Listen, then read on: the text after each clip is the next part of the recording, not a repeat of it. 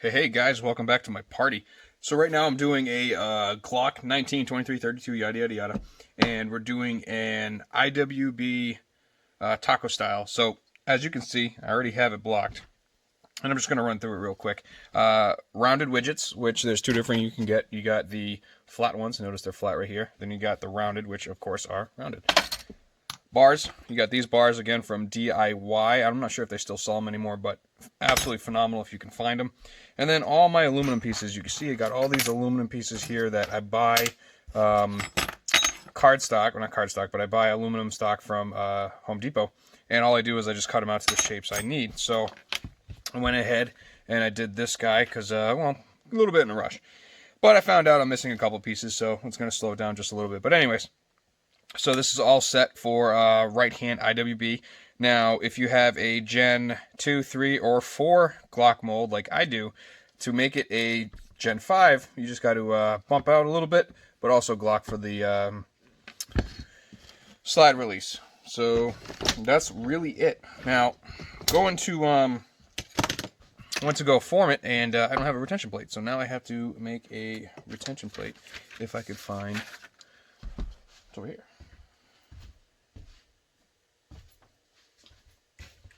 So we are going to make another retention plate for this guy. Again, this is 1/4 inch MDF, and we'll line up your sight channel.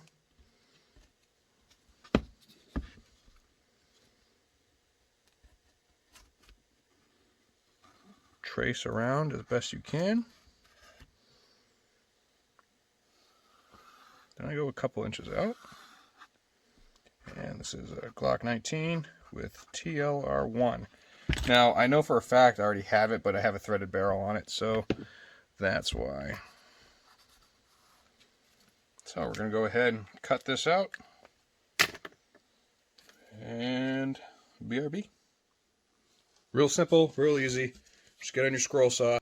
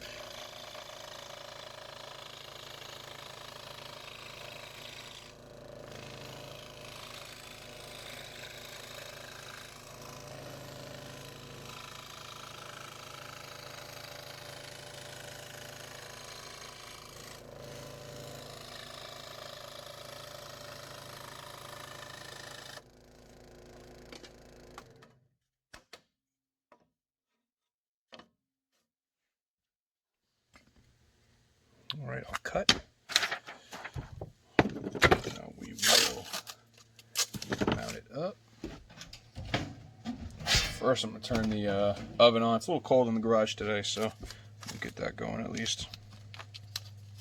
I'm going to go through this blocking again, too, in just a second, with a couple extra things that I do that not a lot of other companies do, and you could really tell. I know I've explained it in other videos, but I like to reiterate some of the stuff that I do, because that's what makes your holster stand out. So again, for light bearings, I like to take the widest tape that I have,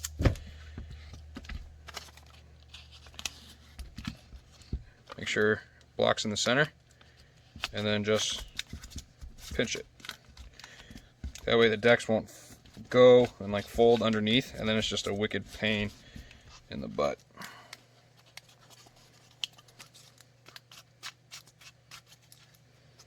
Remember, your retention is going to be right here. It's not going to be on the mount. However, if you notice this right here, so I have a small piece that's angled. Okay, now if you take your foamy and you mount your foamy where it needs to go, and you're doing a light bearing holster and you got your channel for your flashlight, all right here on the slide is going to be a lot lower. So if I go up here,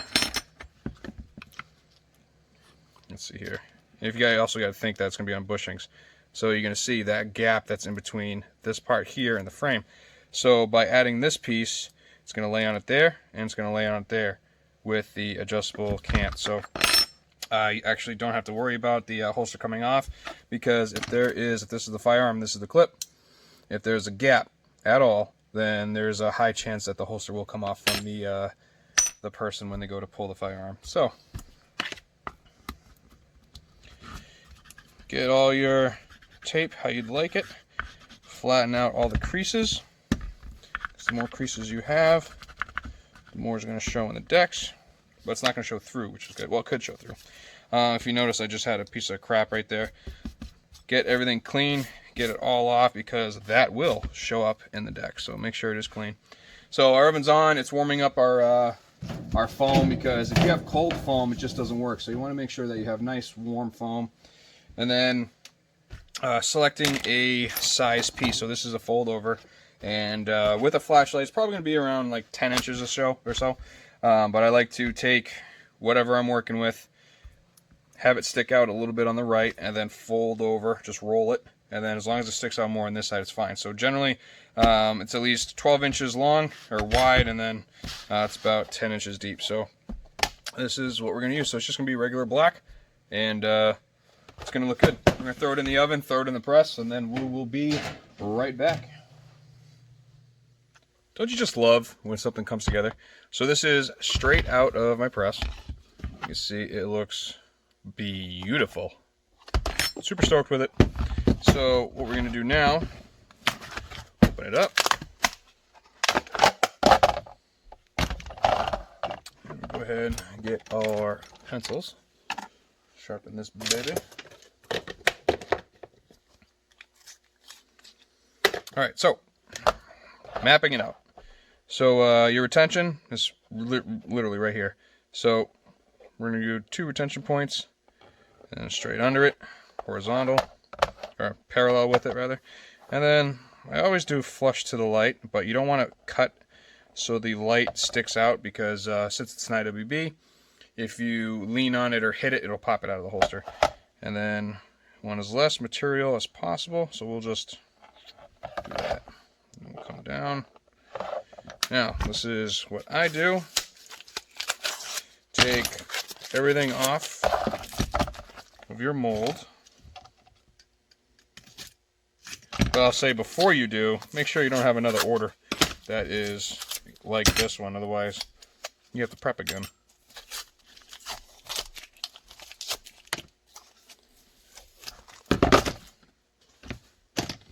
All right. Line it up. Exactly. Okay. And then from there, go straight down and right below the trigger where you want it. So come here, follow that line, do a little curve, and customer wants full sweat shield. So I usually, full sweat shield for me goes to the sight. And then if a firearm can take an optic, I always cut for optic. So we know the Glock 19 can have one. Follow up, chamber's right about here. And then the other side of our foamy will be right there. So go ahead and drill. You know, back in the day when I first started, I always drilled after I cut. But for giggles, I literally was like, yeah, let me drill before. And it's actually much easier because there's so much more material. It doesn't flex on you that much. So, tip is to drill before you do anything.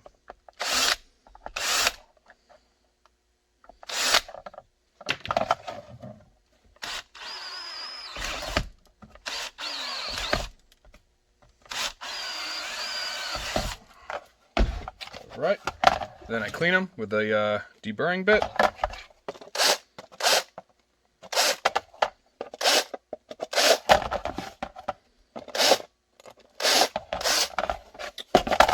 All right, now we go cut it out.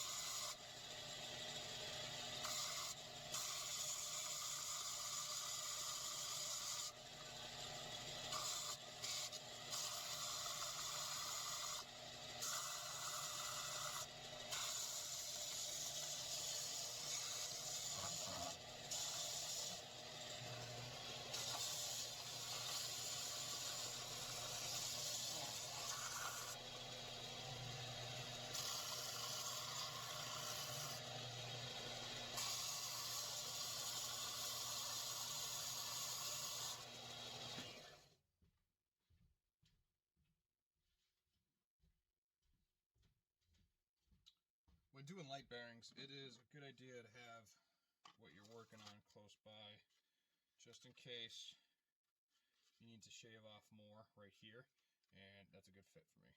So we're gonna rock that. Right.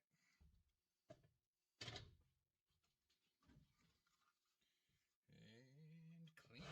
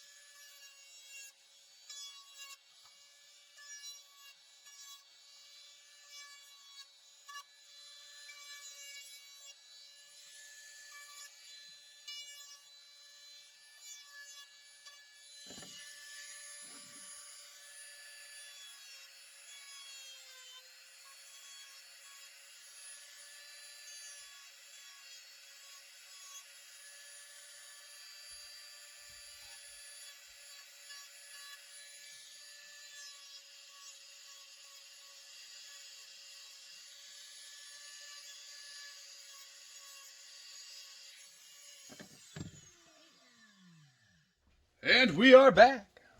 All right, so we cut it, sanded it, made it all pretty, and it's all cleaned up, ready for pretty much everything. So we're going to put in all these guys. I'm actually pretty stoked. I ordered a new drill. I got one of those Milwaukee guys. So I'm trading my Ryobi. Obviously, I'm still going to have this. But I got a handheld one with the smaller battery in the grip, and it's more ergonomic. And should be fun. So I'm hoping it's easier to do everything. Plus, who likes using a screwdriver these days? So we get this situated to see where we're at. That's too loose. So where's my? There it is. We'll go a little bit more, and here we use the actual screwdriver. And if you notice, it does not poke out the end. We could go tighter.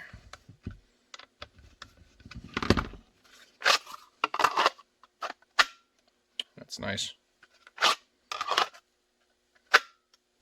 I like it.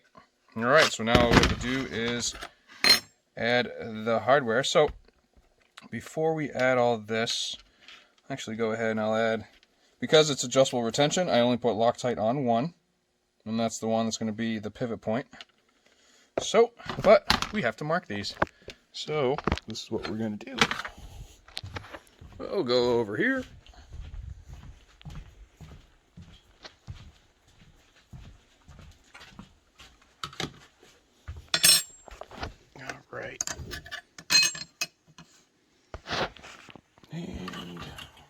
Gotta measure it.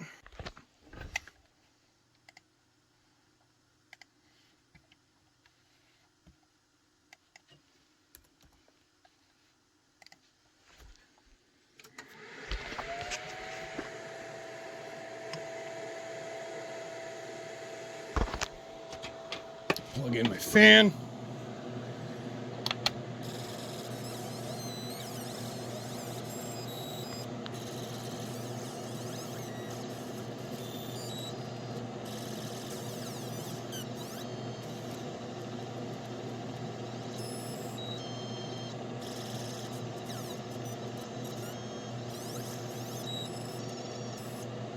Digging it. So instead of burning all the paint off, I literally just burned layers of the paint off. So it's more of a black logo now, which I absolutely love. So, again, we'll go in here. Alright, and we'll change it up. All my info.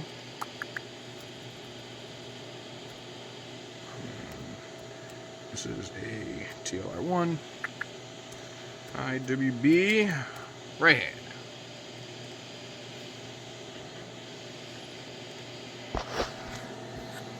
So out of the way. It's going right here. Set. It's pretty cool that it does that. And we'll go right there. And we're going to do this a few more than 4 times.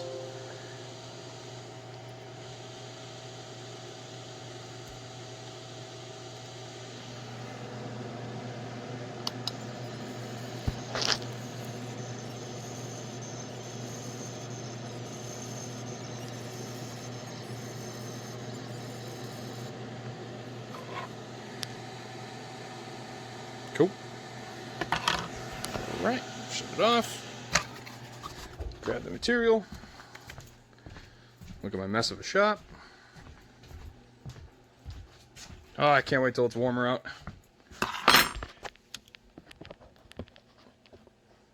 Alright.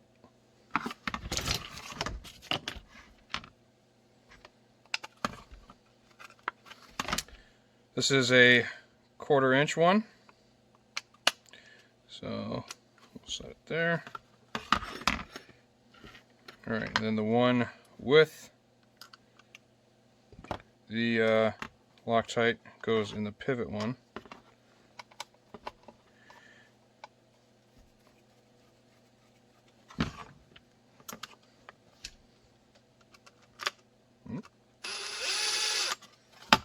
Make sure it's sitting on that platform, which it is.